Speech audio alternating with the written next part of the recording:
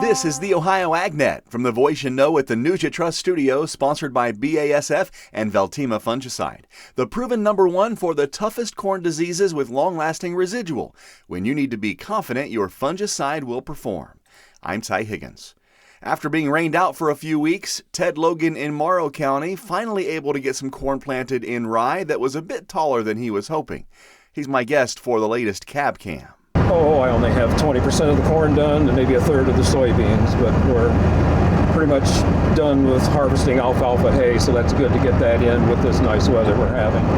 What would you say to farmers that may be thinking about doing something like this and planting green and maybe just haven't pulled the trigger on it yet? Why would you recommend they at least give some acres a shot here? Well, you just have to go in cold turkey and just try it. You have to have a mindset that it's going to work, and I'm going to work hard as far as trying to make the system work. Planting a thin crop of rye is a benefit. I mean, when in the past I've made the mistake of having a way high rate.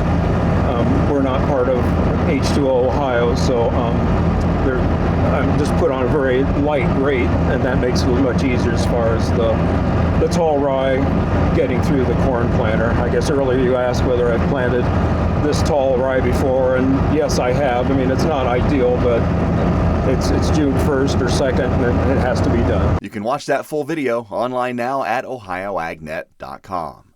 Global events thousands of miles away can have a major impact on Ohio agriculture, and experts say farmers are seeing that reality more than ever. A new analysis highlights how disruptions in global shipping, trade routes, and international markets can quickly affect everything from fertilizer prices to grain exports here at home. Recent conflicts and supply chain interruptions have increased transportation costs and created uncertainty in global commodity markets. Analysts say agriculture is especially vulnerable because modern farming relies heavily on international trade and imported inputs.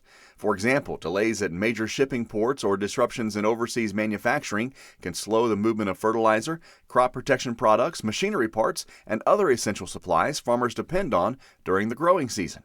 At the same time, uncertainty in export markets can impact grain prices and marketing opportunities for U.S. farmers. Ohio agriculture depends heavily on international demand, particularly for crops like soybeans and corn. You can read more about the cost of a global disruption online now at ohioagnet.com. Let's get a check of the forecast brought to you by Seed Consultants. Simply better performance online at seedconsultants.com. Here's Ryan Martin. Ohio does not see any significant moisture, not just for the balance of today, but tomorrow. But tomorrow, I do need to point out significant shower and thunderstorm action developing across parts of Michigan, especially afternoon, and there can be some strong to severe weather in southern lower Michigan tomorrow overnight. Watch for a bit of that to sneak into northwest Ohio before daybreak on Saturday. I'm Ryan Martin. Thank you, Ryan. Ohio AgNet's feeding farmers back for the summer. Winner is going to be chosen soon for a visit from Ohio AgNet with free lunch for your farm family and crew. You can visit ohioagnet.com/feeding farmers to enter, and hopefully we'll be at your farm this summer. Brought to you by Ag Revolution, Paradise Energy Solutions, Timty, and the Ohio AgNet. We'll get a check of midday markets and analysis next. Hi, I'm Tyler Miller, a soybean farmer from Crawford County. When I grow soybeans, I'm not just raising a crop, I'm creating fuel at home. Biodiesel adds nearly $2 to our bushel price and strengthens our energy independence. If you're not using biodiesel on your farm, now's the time. If you're not sure how to get it, ask your local fuel supplier. Ready to turn last year's crop into this year's fuel? Learn more at soyohio.org.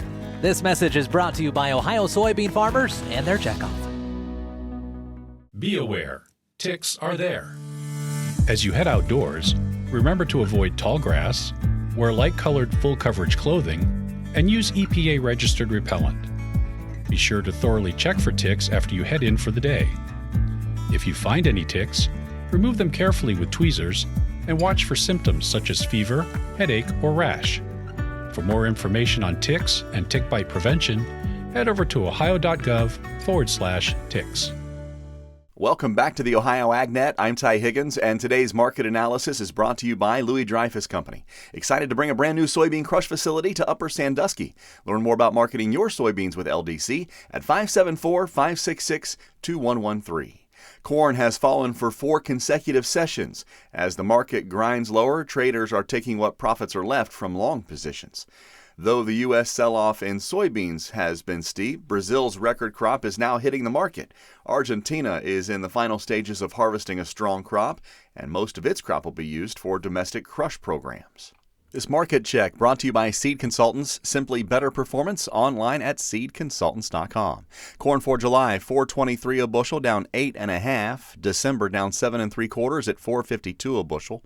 July soybeans off 23 1/4 at $11.30 3/4. November 11.45 3/4, down 21.5, and July wheat off 4.5, trading at $5.82 3/4 at midday.